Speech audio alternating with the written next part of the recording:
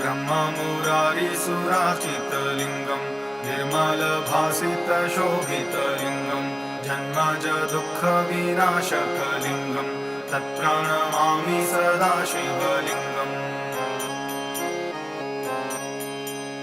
देवमुनिप्रवराचितलिङ्गं कामदहं करुणाकरलिङ्गं रावणदर्पविनाशनलिङ्गं तत्प्रणमामि सदा शिवलिङ्गम्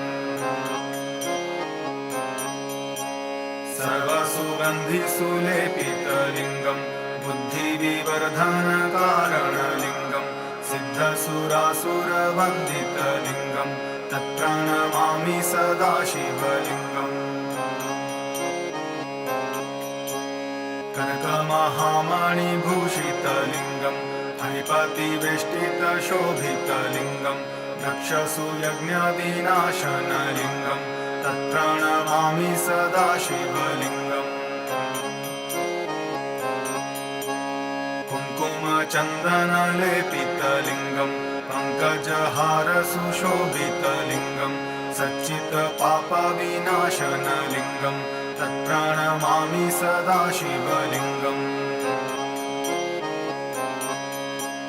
देवगणार्चितसेवितलिङ्गं भावैर्भक्तिभिरेव च लिङ्गं दिनकरकोटिप्रभाकरलिङ्गं तत्प्रणमामि सदा शिवलिङ्गम्